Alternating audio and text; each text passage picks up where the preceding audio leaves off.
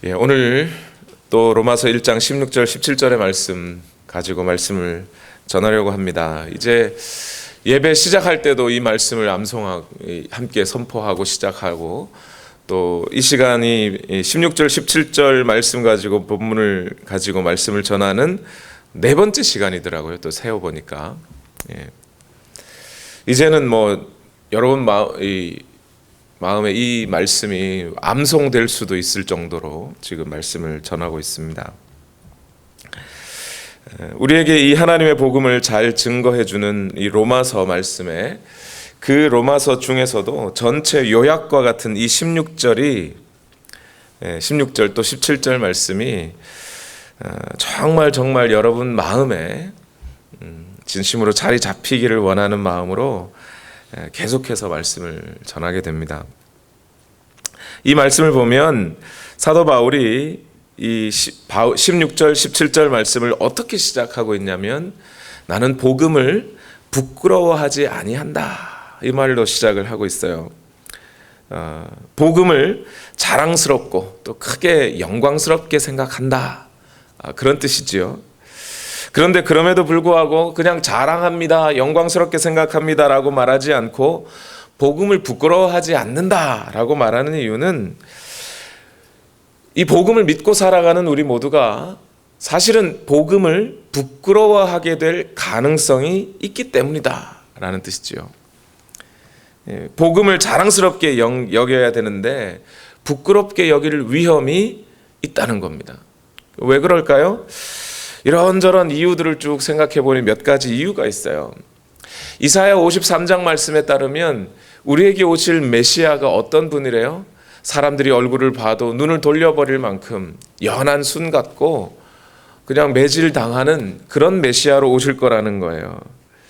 우리는 십자가가 익숙하지만 우리에게 오신 메시아가 십자가를 졌다는 이 사실이 당시 유대인이나 로마인들에게는 매우 수치스러운 사건이죠. 그런 분을 믿는다, 그런 분을 믿어야 구원을 얻는다라고 하면 그것은 매우 부끄러울 수 있는 일이 됩니다. 또 이 복음이라는 것이 새로운 지식이나 윤리나 이런 것을 가르쳐 주는 것이라면 사람들이 얼마든지 환영했을 것 같아요. 아테네에서도 새로운 철학을 듣는 사람들이, 반기는 사람들이 무척 많았습니다. 그런데 기독교는, 이 복음은 어떤 새로운 지식이기도 하고 윤리성도 그 속에 담겨져 있긴 하지만, 가장 기본적으로 이 복음은 땅의 사람들이 죄인이라고 가르칩니다. 그래서 복음을 받아들이는 사람들은 자기 자신이 죄인이라고 인정을 해야 돼요. 그래서 사람들은 이 복음을 걸려 넘어지는 무슨 돌처럼 여기게 된다는 겁니다. 복음을 받아들이려면 내가 죄인임을 인정해야 되니까. 그래서 그 복음을 꺼려하고 싫어하게 될 수 있어요.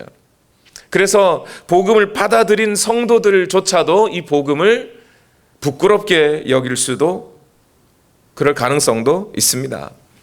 또 교회가 이 복음을 가르칠 때 모든 사람이 구원을 받아야 된다, 이렇게 가르쳐요. 특정한 어떤 사람들에게만 복음이 필요하다, 그렇게 가르쳤으면 나는 상관없어요, 나는 죄인이 아니니까, 나는 의로우니까 그렇게 하면서 저 사람들만 구원받으면 되지, 나는 조금 도움만 받으면 돼 라고 생각했을 겁니다. 그런데 복음을 모든 사람들, 그게 유대인이든 로마인이든 헬라 사람이든 관계없이 모든 사람이 다 구원을 얻기 위해서는 복음을 받아들여야 된다라고 가르치기 때문에 사람들은 복음을 부끄러워할 가능성이 분명히 있습니다. 그럼에도 불구하고 사도 바울은 밝히 말하는 거예요. 나는 이 복음이 절대 부끄럽지 않다. 나는 이 복음이 오히려 자랑스럽고 영광스럽다. 왜 그렇다는 거예요? 이 복음이 무엇이기 때문에? 하나님의 능력이기 때문에. 모든 믿는 사람을 구원하는 하나님의 능력이기 때문에, 이 복음이 모든 사람을 구원하기 때문에 나는 이 복음을 부끄럽게 여기지 않습니다. 이렇게 말하는 거죠. 복음이란 사람들에게 어떤 의견을 제시하는 게 아니에요. 이런 철학이 있고 이런 지식이 있는데 네 생각은 어떠니? 너는 이 생각을 받아들이니 말 안 받아들이니? 라는 의견을 묻는 게 아니에요. 복음은 그냥 사람들에게 침투해 들어가서 그 복음이 사람을 변화시키고 바꾸는 하나님의 능력이라고 말하는 거예요. 그래서 복음을 부끄러워하지 않는다는 겁니다. 이 세상 사람들은 누구나 다 자기 자신이 불완전하다고 믿어요. 자기 자신이 완전하다, 나는 누구의 도움도 필요 없고 나 혼자 잘 살 수 있다고 생각하는 사람은 거의 없습니다. 누구나 다 자기의 단점이 있고 약점이 있다는 것을 인정해요. 그런데 이 복음이라는 것은 사람들에게 단점이 있다, 그 약점이 있다 하는 것을 알려주고 그 단점과 약점을 보완하기 위해서 도움을 주는 그 정도 차원의 말씀이 아니에요. 복음은 사람들에게 당신 지금 죄인이요, 당신 지금 죽어 있어 라고 알려주고 당신 지금 가는 그 길과 방향이 완전히 잘못되었으니 처음부터 다시 시작해야 된다, 방향을 바꿔야 한다라고 강제해버리는 것이 복음이라는 거예요. 그래서 사람들이 아니 내가 지금 잘 살고 있는데 왜 나 잘못 살았다 그래? 그러면서 복음을 받아들이지 않을 수 있다는 겁니다. 완전히 사람을 그 죄와 죽음에서 건져내버리고 이 세상에서 건져내어 하나님의 나라로 옮겨버리는 능력이 복음에 있다는 겁니다. 그것이 복음의 능력이에요. 그래서 오늘 바울은 로마서 1장 16절 17절에 이제 본격적으로 자기의 본문의 말씀을 시작하면서 이렇게 말한 거예요. 나는 복음을 부끄러워하지 않는다. 이 복음이 모든 믿는 사람에게 구원을 주시는 하나님의 능력이다. 이렇게 얘기한 겁니다. 자, 그런데 이렇게 말씀을 듣고 나면 복음이 그런 것이구나 깨달아질 수 있어요. 그런데 오늘 16절 말씀을 한 번 더 읽어봅시다. 더 읽어보면 우리가 지금 이렇게 이 16절 말씀이 갖고 있는 가장 기본적인 의미 뿐만이 아니라 거기에 뭔가 더 깊은 의미가 들어가 있다는 것을 다시 발견할 수가 있어요. 우리 다 같이 로마서 1장 16절을 다시 한번 읽으실 때 스크린에 보시면 강조된 단어들이 있어요. 그 강조된 단어들을 생각하시면서 다시 한번 읽어보시겠습니다. 시작. 나는 복음을 부끄러워하지 않습니다. 이 복음은 유대 사람을 비롯하여 그리스 사람에게 이르기까지 모든 믿는 사람을 구원하는 하나님의 능력입니다. 복음은 모든 믿는 사람을 구원하는 하나님의 능력입니다. 이렇게 말해요. 이것을 읽어보면 우리가 흔히 오늘 현대 교회에서 흔히 복음에 관련해서 말하는 그런 일반적인 어법과는 사뭇 다른 또 다른 의미가 이 말 속에 들어가 있다는 걸 발견하게 될 겁니다. 뭐냐면 첫 번째는 복음이 능력이다라고 말을 하는 거예요. 복음 속에 능력이 있다가 아니에요. 복음을 믿으면 능력을 얻는다가 아니에요. 물론 그 말도 틀린 말은 아닙니다. 잘못된 말은 아닐 거예요. 그러나 바울이 여기서 말하는 것은 복음이 능력이다라고 얘기를 하는 거예요. 여기서 능력이라는 말이 헬라어로 두나미스라는 단어예요. 여기 말해서 이 두나미스라는 단어에서부터 영어로 다이너마이트라고 하는 단어가 왔어요.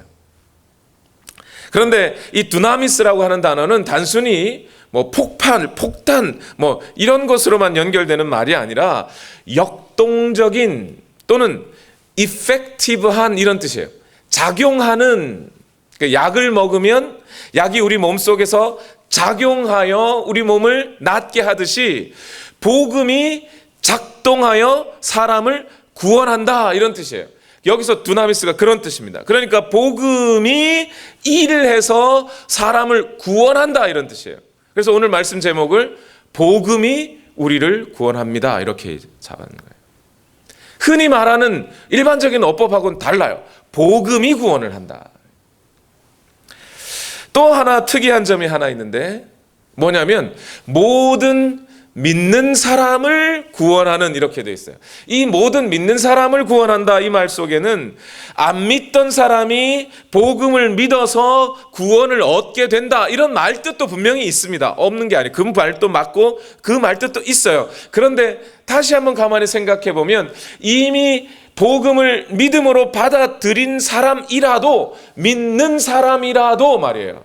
믿는 사람이라도 구원을 얻게 하는 능력이 복음이다 이렇게 얘기하는 거잖아요. 그렇죠? 그래서 로마서 1장 16절 그 바로 다음에 1장 17절에 보면 의인은 믿음으로 살 것이다 라고 하는 이 하박국 선지자의 말을 사도 바울이 인용하고 있어요. 의인은 아니 죄인이 의인 되려면이 아니라 의인은 믿음으로 산다 이렇게 얘기하잖아요. 복음을 믿음으로 받아들인 자 이미 그도 의인도 말이에요. 믿음으로 구원을 얻는 복음을 받아들여 복음이 작동하여 그를 구원한다 이런 뜻이죠. 이것이 오늘 로마서 1장 16절이 갖고 있는 또 하나의 의미인 거예요.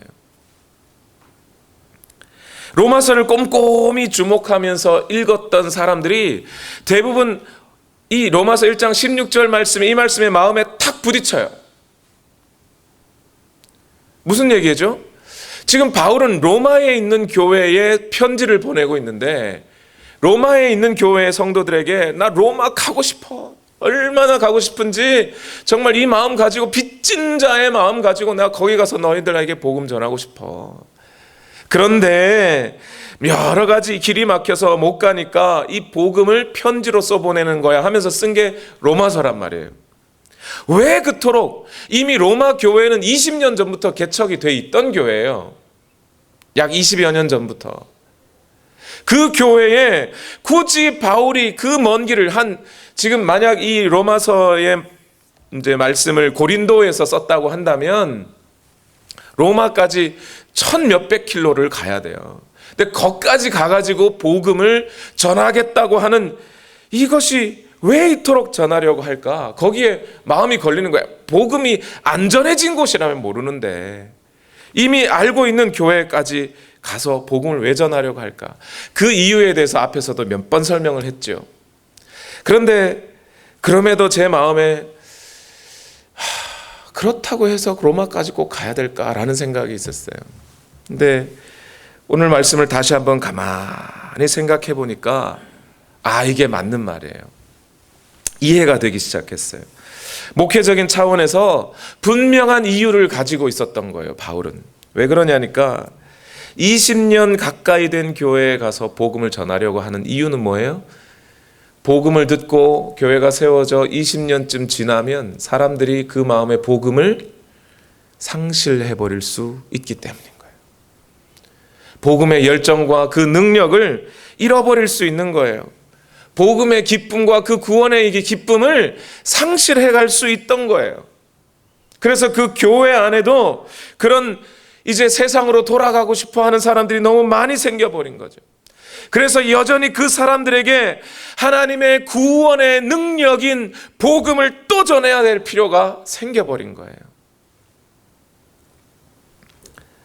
그래서 오늘 저는 이 16절의 말씀을 중심으로 또 이 말씀을 전하려는 겁니다. 여러분, 행여나 오늘 여러분의 마음에 구원의 그 기쁨이 상실되고 하나님을 사랑했던 그 처음 사랑이 식어져 버리고 복음의 능력이 여러분 마음에서 완전히 시체처럼 더 이상 여러분 자신을 움직일 수 없는 상태가 되어버린 분들이 있다면 오늘 말씀을 다시 한번 들어보세요.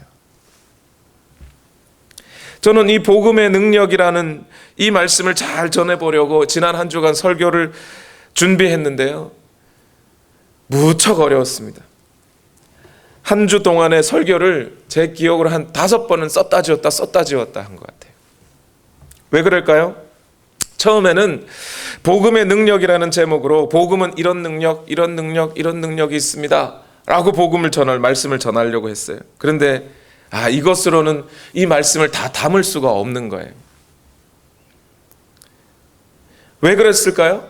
복음이란 그냥 그렇게 분석하고 나누어서 설명할 수 있는 그렇게 될 문제가 아니더라는 거예요. 모든 믿는 사람들조차, 교인들조차, 그리스도인이라고 하는 사람들조차도 그들이 구원에 이르기 위하여 복음의 능력이 필요하다라고 하는 이 사실을 바울이 분석해서 알았을까요? 이론으로 알았을까요? 여러분, 바울은 그런 신학자가 아니에요. 바울은 목회자예요.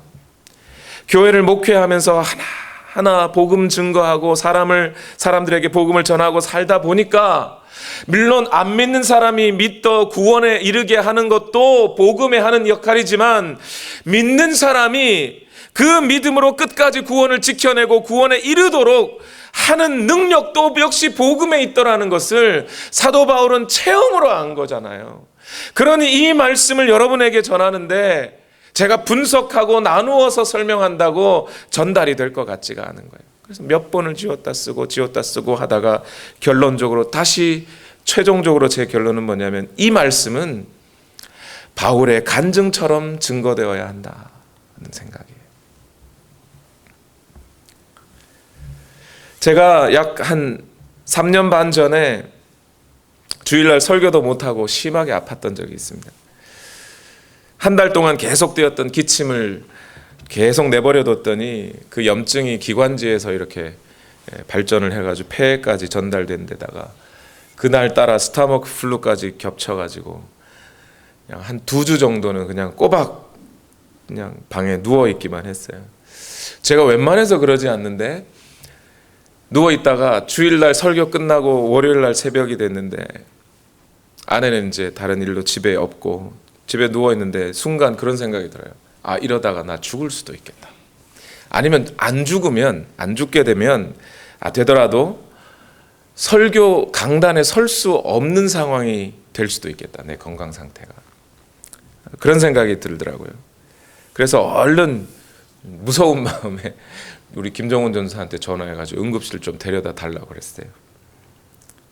그 무렵에 내가 만약 설교를 하지 못하게 된다면 이라는 생각을 딱 하면서 제 마음에 이 목회와 관련해서 가장 한 가지 아쉬운 생각이 하나 들었어요. 그게 뭐냐면 로마서 말씀을 설교하지 못하고 죽을 것 같아요.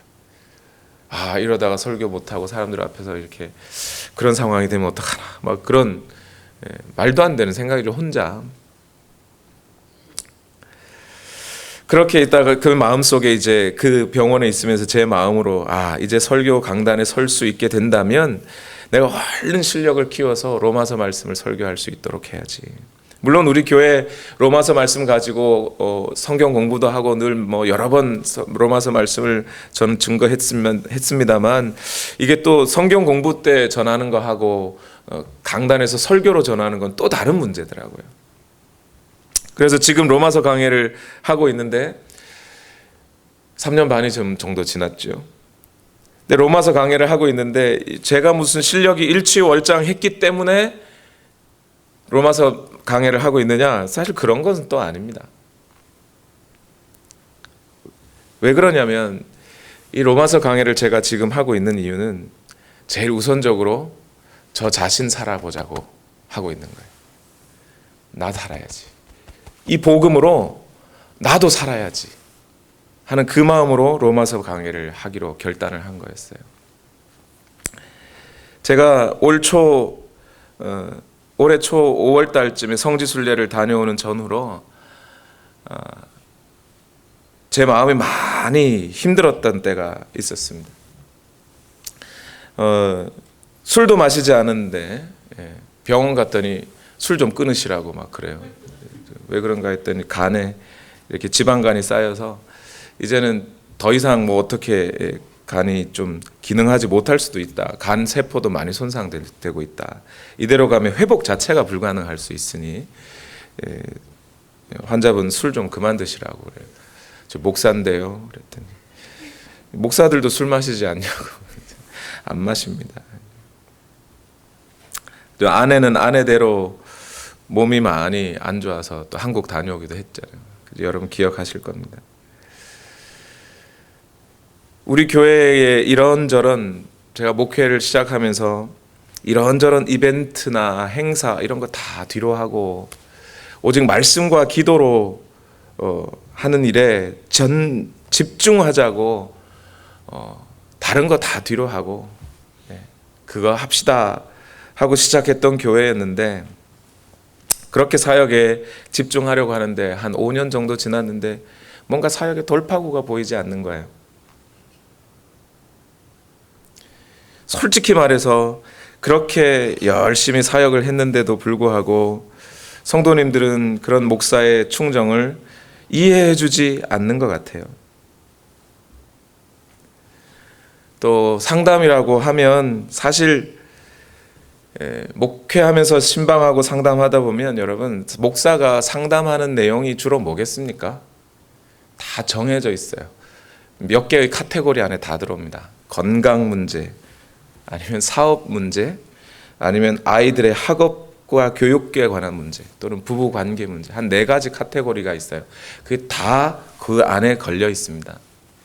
그런데 이게 마치 뭐가 같으냐면 제 아내가 이제 부엌 일을 하다가 여보 이거 좀 열어줘요 그럴 때 보면 캔도 따다가 망고 안 따서 뚜껑이 이렇게 뭐 손잡이가 떨어져 가지고 열기 어려운 거 힘으로 해도 안 열리는 거 그런 거 갖고 와서 열어달라 그래요. 물론 남편이 그런 거 열어줘야죠. 열어줘야 되는데 그러다 보니까 제가 그거 열어주려면 항상 저는 어떤 걸 열게 돼요? 힘든 걸 열게 돼요. 그렇죠?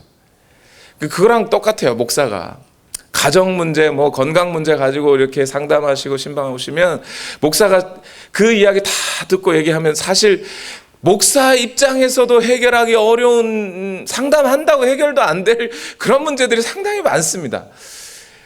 그런 상담을 한번 듣고 이야기를 쭉 듣고 하고 나면 사실 저도 힘 쫙 빠져요. 또 이런 얘기 했다고 목사님 힘 빠지니까 내 걱정은 또 얘기하지도 말아야지 이렇게 그러지 마시고 얘기할 거 있으면 하세요. 그건 나쁜 게 아니에요. 그러니까 그런 마음들 다 담고 목사가 진이 빠져 있고 설교는 해야 되는데 제대로 쉬지는 못하겠고 제가 성지순례 가기 전날까지 상담하고 신방하다가 밤 한 3시간 4시간도 못 자고 차 타고 공항으로 나갔어요. 그리고 거기에서 제가 결단을 하게 된 거예요. 일단 나 살기 위해서라도 로마서 강의를 시작하자. 실력이 돼서 하는 게 아니라 내가 살기 위해서라도 복음을 전하자. 이렇게 생각했어요. 성지순례 가서 그런 결단을 내린 게 어디서였냐면 고린도에서 그 결단을 내렸어요. 성지순례가 터키를 시작으로 해서 이제 바울의 선교 1차 선교 지역을 중심으로 터키를 중심으로 시작하죠. 그리고 이제 이 드로아에서 배 타고 유럽으로 넘어가서 이제 그리스 쪽에서 2차 선교 지역을 다 돌아보는 방식이에요. 그러니까 예루살렘은 아니지만 터키 그 1차 선교 지역이 출발점이라고 하면 거기서부터 이 그리스로 넘어와서 고린도가 맨 끝이에요. 실제로 바울이 1차, 2차, 3차까지 선교지를 쭉 돌아보면 그렇게 반달 모양으로 이쪽 안디옥 교회에서부터 시작해가지고 고린도 교회가 끝이에요. 이렇게 반달 모양으로 왔다 갔다 했어요. 근데 그 고린도라고 하는 이 지역이 교회가 바울에게는 매우 중요한 이 여러 지역 교회들 중에서도 매우 중요한 지역지 사역의 중심지였습니다. 에베소에서 3차 전도 여행 때 3년 동안 사역을 했어요. 3년 좀 넘게. 고린도에서는 처음 고린도 갔을 때가 2차 전도 여행 때인데 거기서 약 한 1년 6개월. 그 뒤로도 고린도 방문하고 한두 번 고린도를 방문하고 마지막에 3차 전도 여행이었던 에베소에서 사역 끝나고 고린도 가서 3개월 정도 더 있을 만큼 고린도에도 꽤 오래 있었어요. 그러니까 바울의 서신 중에 가장 중요한 서신들이라고 할 수 있는 로마서, 고린도 전후서 이런 것들이 에베소와 고린도에서 쓰여졌습니다. 에베소에서 고린도에 편지 보낸 게 고린도 전후서고요. 또 고린도에서 로마에 편지 보낸 게 로마서잖아요. 그래서 그 중요한 편지들이 다 이 지역에서 쓰여졌습니다.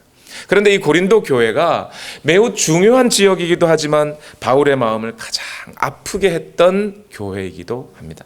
제가 생각하기에 바울이 오늘 로마서를 쓰면서, 어디서요? 고린도에서 로마서를 쓰면서 복음이 모든 믿는 사람을 구원하는 하나님의 능력이다라고 말할 수밖에 없었던 것은 그게 고린도에서 썼기 때문에 그래요. 다른 데서 다른 도에서 그런 편지를 썼을 수도 있습니다. 그런 말을 했을 수도 있어요. 그 가능성을 전혀 배제할 수는 없어요. 그런데 제가 생각하기에는 고린도에서 그 바울이 가장 힘들게 사역했던 그 고린도였기 때문에 복음이야말로 믿는 사람을 구원하는 능력이다라고 말할 수 있었지 않을까 이런 생각이 들어요. 왜 그러냐면 여러분, 고린도에 처음 바울이 갔을 때 호기롭게 2차 전도 여행을 시작했어요. 바나바와 다투면서 시작했던 거잖아요. 그런데 시작을 했는데 드로아 항구까지 가면서 성령께서 어디로 우리를 인도하는지 도저히 아시아에서 복음 전하는 걸 자꾸 막으시고 어디로 갈지 알지 못하는 그 상황에서 드로아에서 마게도냐 환상을 보죠. 그리고 유럽으로 건너가. 거기서 마케도니아 사람들을 만나서 빌립보에서 복음 전하다가 어떻게 돼요? 감옥에 갇혔어요. 데살로니가에서 복음 전하다가 사람들에 쫓겨났어요. 그래서 그 지역에 신실한 형제들 붙잡고 그 사람들이 바울 붙잡고 그냥 피신시켜서 아테네로 왔잖아요. 아테네에서 복음 전하다 조롱당했어요. 저런 사람이 다 있냐고. 그래서 아테네에서 또 도망치듯 나와서 마지막으로 간 곳이 고린도예요. 고린도에 갔을 때 여러분, 애시당초 출발할 때 아무것도 갖지 않고 출발한 사람이고 교회 개척한 사람이고 감옥에 갇혔으니까 가진 게 뭐가 있겠습니까? 돈이 있겠어요? 뭐가 있겠어요? 건강도 다 떨어졌겠죠. 몸에는 그냥 채찍에 맞은 자국에 몽둥이에 맞은 자국밖에 남지 않았을 거예요. 그 상태로 고린도로 들어갔어요. 중간에 실라와 디모데는 저기 베레아에서 떨궈 놓고 그러고 아테네까지 도망왔었잖아요. 그러고 고린도에 갔으니 마음이 얼마나 힘들었을까요? 그래서 고린도전서 2장 3절에 보면 이런 얘기를 하고 있어요. 바울이 내가 여러분과 함께 있을 때, 즉 처음 여러분에게 복음 전하러 갔을 때 그 말이에요. 그때 나는 약하였으며 두려워하였으며 무척 떨었습니다. 이런 얘기예요.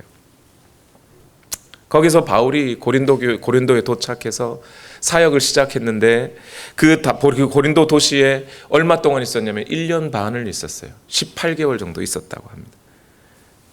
상대적으로 긴 시간을 보낸 거예요. 데살로니가에서는 새 안식일 3주 정도 있었다니까 뭐 꼭 3주는 아니더라도 한두 달 정도 있었나 보죠. 거기에 비하면 고린도에서 1년 반을 있었다는 건 되게 오래 있었던 거예요. 그런데 왜 1년 반 동안 고린도에서 복음을 전했을까요? 거기서 복음 전했더니 복음이 잘 전해지고 막 교회가 막 일어나고 그래서요? 아니, 정반대예요. 고린도에는 이 고린도라고 하는 이 도시가 무역 도시예요. 항구 도시예요. 그러다 보니까 무역을 하는 도시고 외국에서 사람들이 왔다 갔다 하는 장사꾼들이 왔다 갔다 하는 도시다 보니까 거기서 만나는 사람들이 오랫동안 만나가지고 우리 함께 잘 먹고 잘 살자 할 수 있는 사람들이 아니죠. 만나는 사람들마다 잠시 보고 말 사람들이에요. 그러니까 잠시 만나가지고 그냥 사기치고 그냥 얼른 내 돈 챙기고 내 이익 챙기고 해도 다시 볼 사람들 아니기 때문에 그 고린도 항구에서 사는 사람들은 어떤 관계성을 맺을 때 오랫동안 만나서 우리 10년, 20년 살 사람들이 아니에요. 잠시 보면 말아요. 길어야 한 달, 두 달 만나는 사람들은 밖엔 거기 모이지 않아요.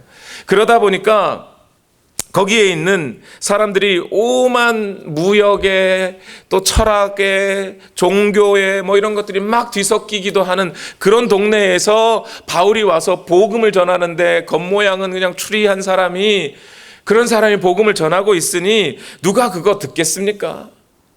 사람들이 하는 말이 야, 네가 전하는 철학, 종교 그런 거 나 옛날부터 다 들어봤어. 다 똑같은 거지 뭐. 그걸 안 듣습니다. 뿐만 아니라 사람들이 생각이 뭐냐면 야, 저거 다 돈 벌어서 먹고 살라고 하는 짓이지 라고 생각해요. 그냥 사람들이 안 믿는 거예요. 정말 힘들게 복음 전했습니다. 만약 이 고린도에서 바울이 브리스길라와 아굴라 부부를 만나지 않았으면 거기서 그만 다 그만두고 나 때려치고 나 다시 돌아갈래 하고 갔을 거예요. 1년 반 동안 열심히 사역해서 거기에 교회를 딱 세워놓고 이제 겐그리아에서 배를 타고 예루살렘으로 이제 돌아가게 됐습니다. 그리고 1년 반 사역한 후에 바울은 3차 전도를 에베소에서 집중을 하게 되죠. 그렇게 고린도에서 사역을 끝내고 에베소로 가서 복음을 증거하면, 그러면 고린도에는 사역자가 있어요, 없어요? 없지요. 그래서 그 고린도에다가 사역할 사람들 바울이 에베소에서 파송을 했는데 그 사람 이름이 아볼로라는 사람이었어요. 아볼로는 학식도 있고 성경도 많이 알아가지고 근데 처음에 아볼로를 만났을 때는 이 사람이 뭐 그렇게 복음을 잘 전할 것 같지가 않아서 브리스길라와 아굴라 부부가 이 사람을 재교육을 시켜줬어요. 그래서 고린도로 파송을 했죠. 했더니 말씀도 잘 전하고 아주 똑똑한 사람이라 황금의 입이에요. 그래서 사람들이 아주 좋아했던 것 같아요. 그렇게 고린도에다가 아볼로 보내놓고 바울은 에베소에서 사역을 하고 있는데, 조금 지나니까 고린도에서부터 이 사람들이 찾아와서 고린도 교회에 문제가 생겼대요. 그 고린도 교회에 무슨 문제가 생겼냐고 봤더니, 그 고린도가 어떤 지역이에요? 항구 도시에 선원들이 몇 달 동안 배 타고 나와가지고 집을 떠나서 살다가 항구 도시에 딱 들어오니까 어디부터 찾았겠어요? 창녀촌을 찾는 거예요. 그리고 거기에 신전에, 그 고린도에 있는 신전에 창녀가 1000명이 있었다고 할 정도예요. 역사적인 기록에 보면. 그냥 그곳에 성적으로 매우 문란한 그런 고린도 도시에 교회가 세워졌고 바울이 이렇게 나와 있다 보니까 그 교회에 어떤 개척 멤버였던 것 같아요. 아무래도 그 개척 멤버였던 사람 중에 한 사람이 아버지의 아내를 취해서 살고 있다라는 얘기를 들은 겁니다. 아버지의 아내라고 하니까 어머니는 아닌 것 같고, 아무래도 이 아버지들이 그 사람의 아버지도 이렇게 첩이 있었나 봅니다. 그래서 젊은 부인을 얻어 살고 있었다 보니까 아마 그 젊은 부인이 자기랑 나이가 비슷했나 보죠. 그러니까 그분을 또 데리고 이 사람이 같이 살았어요. 근데 생각 한번 해보세요. 교회 개척 멤버가, 교회 안수 집사님이 아버지의 아내를 자기 부인으로 맞아들여서 살고 있어요. 그럼 교인들이 보면서 막 흉보지. 근데 흉도 안 봐요. 교인들이 뭐라고 말도 안 해. 이상한 거예요. 바울이 그 소문을 에베소에서는 듣고서는, 아니 이럴 수가 있느냐, 아니 그건 믿지 않는 사람들도 그런 짓은 안 하는데 어떻게 교회 개척 멤버인 사람이, 안수 집사라는 사람이 그럴 수 있느냐. 그래서 바울이 편지를 하나 썼어요.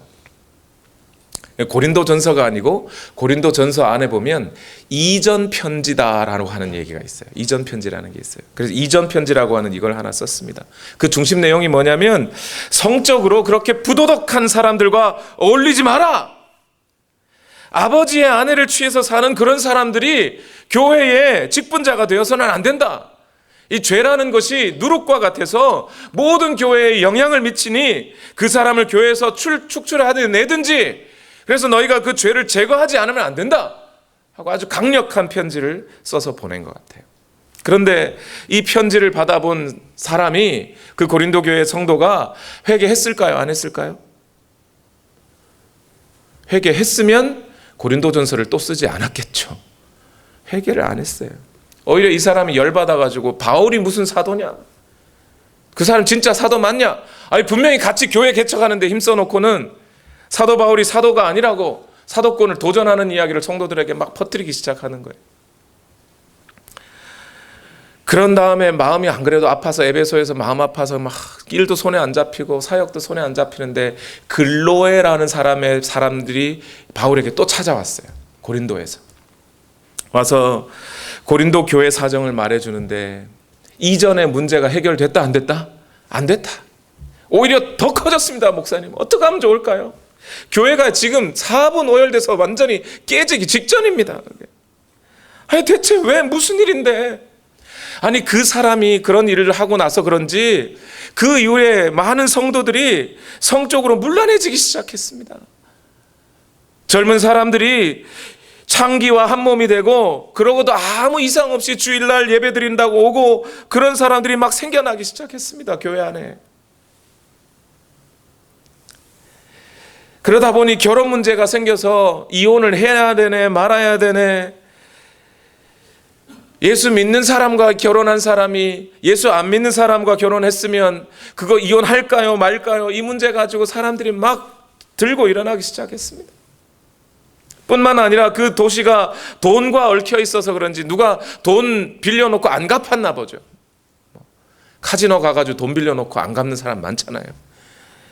그랬나 보죠. 그랬더니 돈 안 갚았다고 교인이 교인을 소송해버렸어요. 법원에 뭐 고소를 해버렸네요. 아니면 뭐 갯돈 떼먹고 더 달아났는지 뭐. 그것만 있는 게 아니에요. 친교하는데 아니 밥 먹는데도 문제가 생겼어요. 돈이 많고 또 부자인 사람들은 일을 안 해도 되잖아요. 그러니까 교회 친교 시간에 일찍 와요. 근데 반면에 노예들은 하루 종일 일하고 예배 시간 맞춰 오기도 힘들잖아요. 그냥 늦게 와요. 근데 일찍 온 사람들이 밥을 자기들이 다 먹어 치워버렸어요. 늦게 온 사람들이 먹을 게 없네요.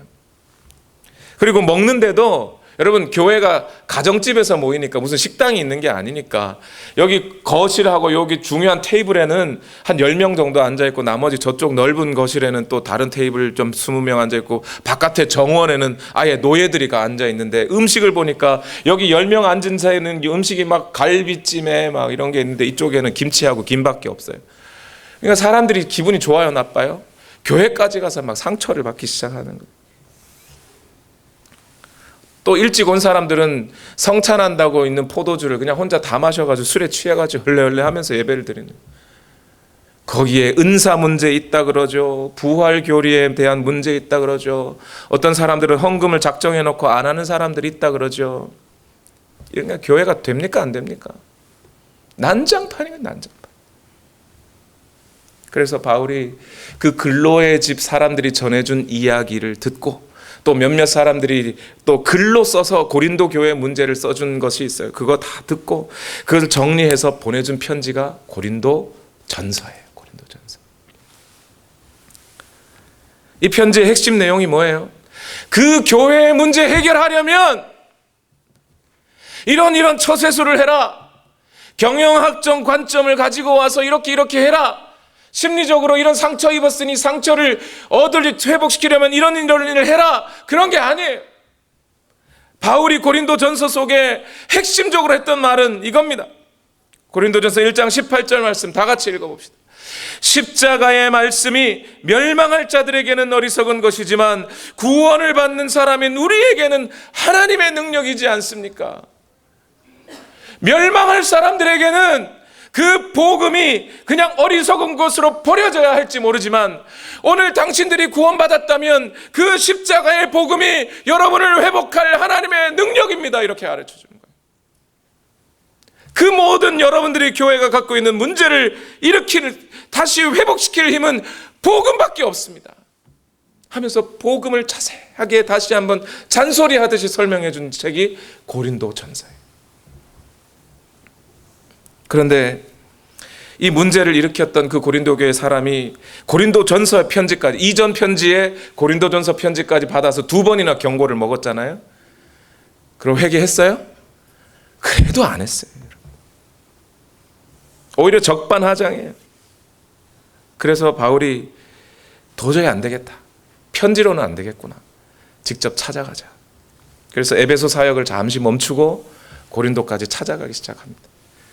좀 전에 말씀드렸던 그 반달 모양의 그 길을 다시 찾아가는 거예요.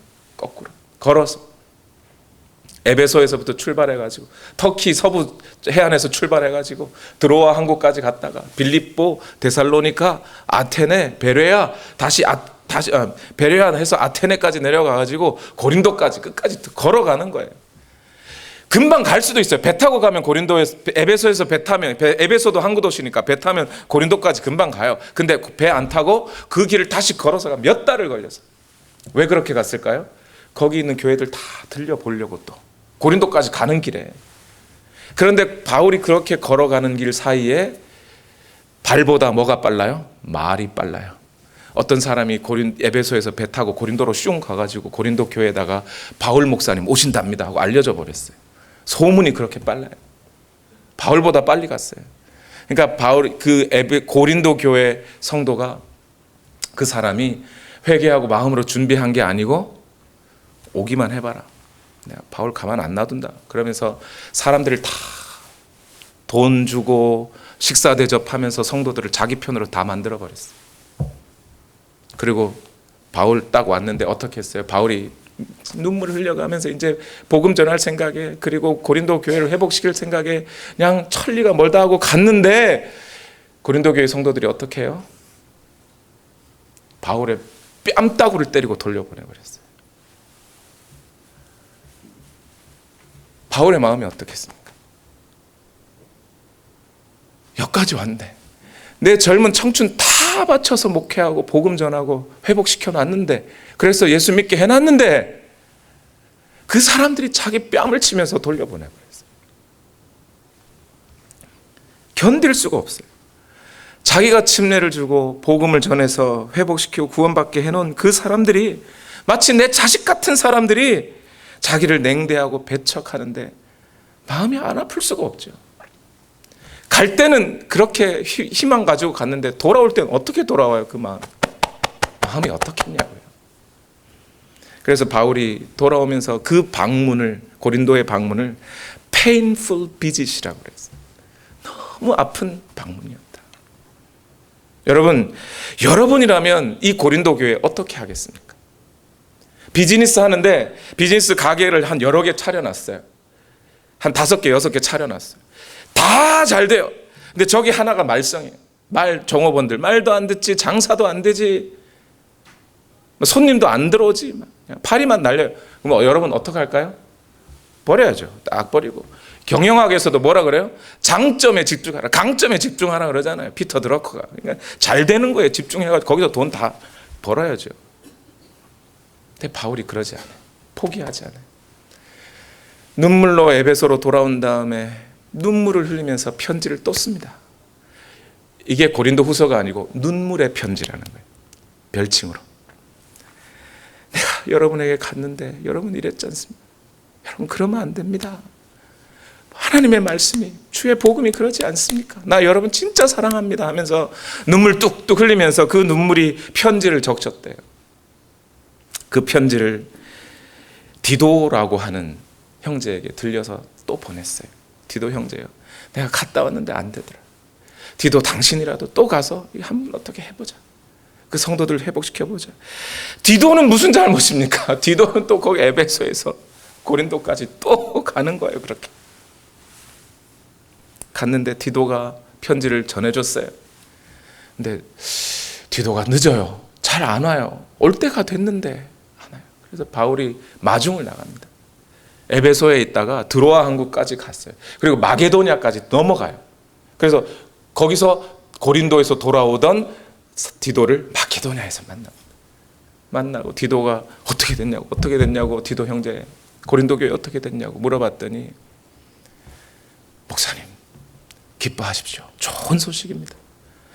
목사님이 그렇게 눈물의 편지를 보냈었더니 고린도 교회 성도들이 그 말씀 듣고 다 믿고 회개하고, 그 말썽을 일으켰던 그 사람은 투표해서 교회에서 쫓아내기로 했습니다. 그리고 많은 사람들이 이제 목사님 다시 보고 싶어 합니다. 너무 염려하지 마시고 걱정하지 마시라고 디도가 그렇게 알려준 거예요. 바울이 너무 기뻐서 마음에 하나님 감사합니다. 교회 그렇게 회복시켜 주시니 감사합니다 하면서 감사와 함께 경고의 편지도 같이 보낸 게 고린도 후서라는 편지예요. 그 고린도 후서라는 편지에 이런 말을 하고 있어요. 4장 1절과 2절 다 같이 읽어봅시다. 시작. 그러므로 우리는 하나님의 자비를 힘입어서 이 직분을 맡고 있으니 낙심하지 않습니다. 우리는 부끄러워서 드러내지 못할 일들을 배격하였습니다. 우리는 간교하게 행하지도 않고 하나님의 말씀을 왜곡하지도 않았습니다.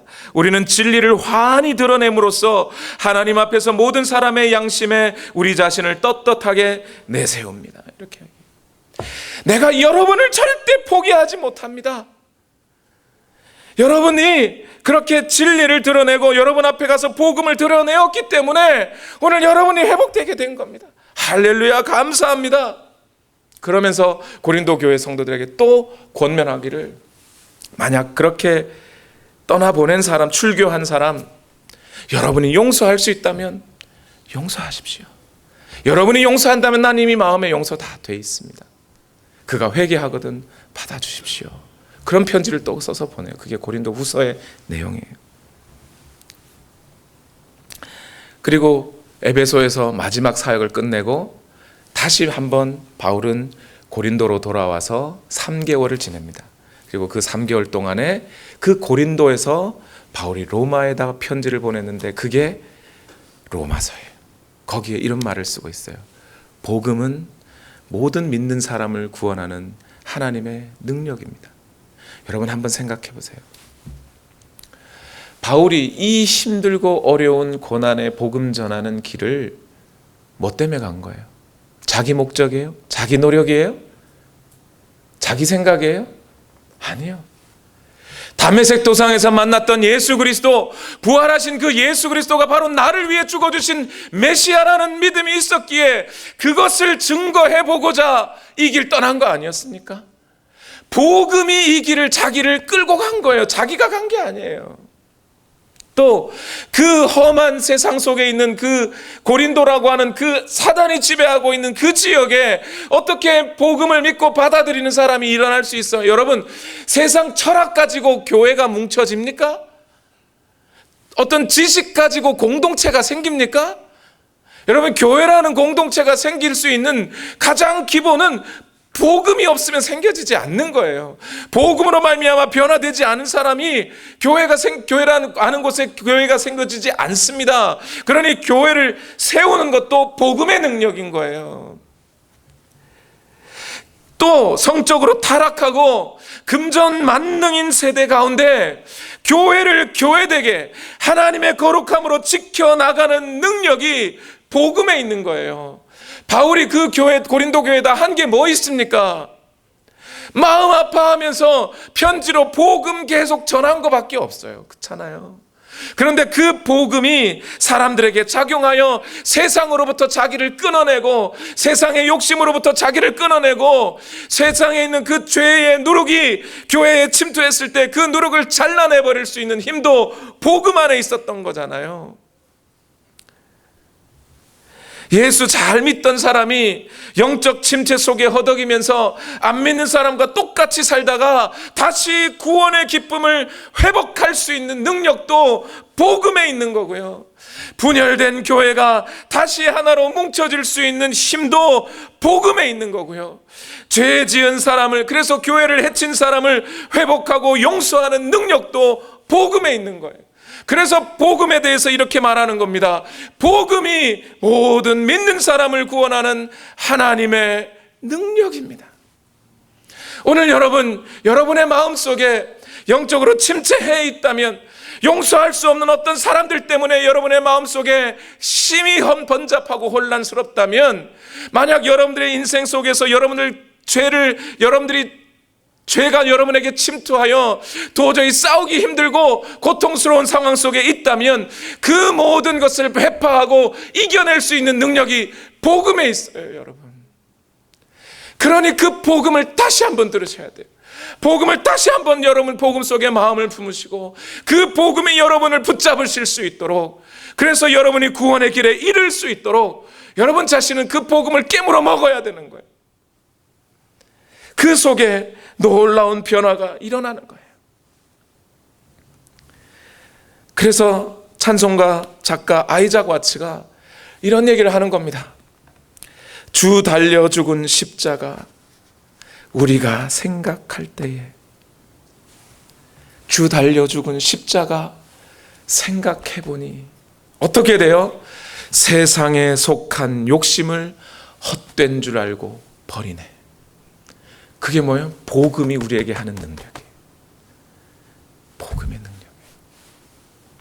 우리 시간 기도하십시다. 내 영혼이 은총 입어 중한 죄짐 벗고 보니 슬픔 많은 이 세상도 천국으로 화하도다. 여러분, 이 슬픔 많은 세상 가운데, 죄악된 세상 가운데 그 세상이 천국으로 바뀌게 하는 능력은 복음에 있는 겁니다. 예수 그리스도의 십자가와 그 부활의 능력이 이 세상을 그렇게 천국으로 바꾸어 가는 거예요.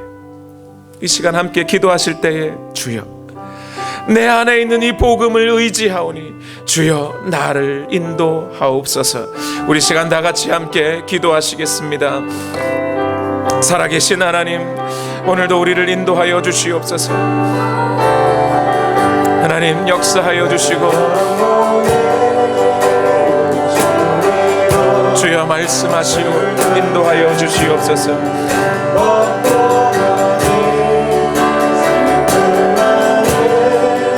이 세상도 천국으로 화도다. 할렐루야 찬양하세.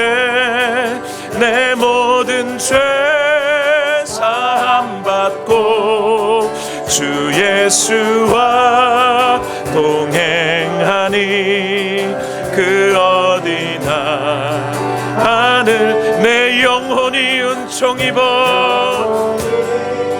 은총 입어 중한 죄짐 벗고 보니 슬픔 많은 이 세상도 천국으로 화도다.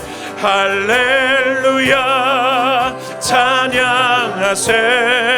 내 모든 죄 사함받고 주 예수와 동행하니 그 어디나 하늘.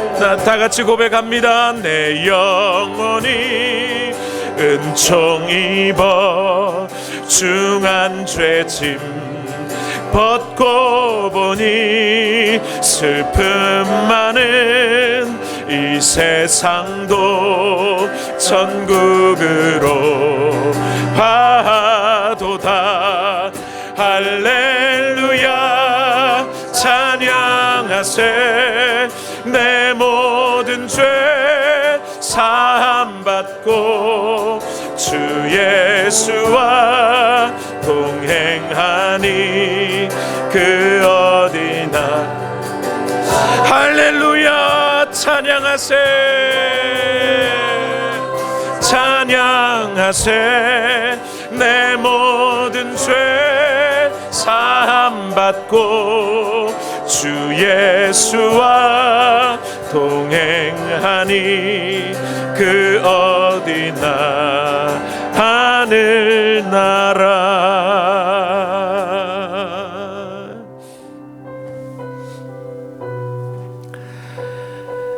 여러분, 우리가 우리의 의가 있고 좀 착해져서 하나님이 우리를 구원하시는 것 아닌가 하는 생각을 할 때가 있습니다. 그러나 복음은 늘 여지없이 그 생각을 무너뜨립니다. 내 잘못, 내 죄 인정하지 않고 복음을 받아들일 수 없습니다. 믿지 않는 사람도 그러하지만 믿는 사람도 마찬가지입니다. 복음 앞에서 죄인이 되지 않으면 그 복음의 능력이 무용지물이 됩니다. 그러나 오늘 우리가 우리 주 예수 그리스도의 죽으심과 부활 앞에 내가 죄인입니다, 내가 잘못했습니다 하고 나올 때 그 복음이 우리 안에 작용하면 하나님께서 우리를 태초에 지으셨던 그 모습, 거룩하고 흠이 없던 그 모습대로 복음은 우리를 지어가게 됩니다. 우리를 겸손히 낮추시고 우리를 또한 천국의 소망으로 가득 차게 하시고 이 세상을 살아갈 힘을 얻게 하시고 죄와 싸워서 이길 만한 힘도 그 복음이 우리에게 공급하여 줍니다. 여러분, 이 복음 앞에 다시 서서 그 복음이 우리를 다시 회복시키는 그날까지 변치 않고 이 복음 붙들고 끝까지 살아갈 수 있기를 원합니다. 주님이 역사하여 주실 것입니다. 기도합시다. 하나님, 우리를 인도하여 주시니 감사합니다.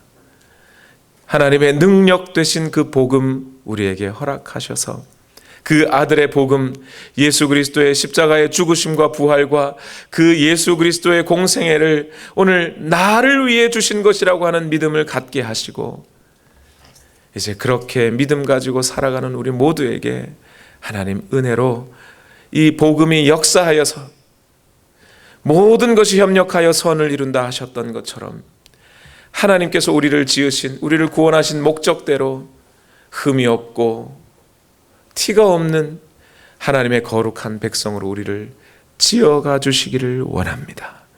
주여, 복음 붙잡고 끝까지 그렇게 살아가게 하여 주시옵소서. 이 시간 또한 하나님 앞에 예물을 올려드립니다. 너희는 먼저 그의 나라와 그의 의를 구하라. 그리하면 이 모든 것을 너희에게 더하시리라. 약속하신 그 약속의 말씀대로 이 시간 예물을 올려드리오니 이 모든 것은 너희에게 더할 것이다 약속하신 그 약속의 말씀 또한 우리 모두에게 임하게 하옵소서. 예수님의 이름으로 기도하옵나이다. 아멘.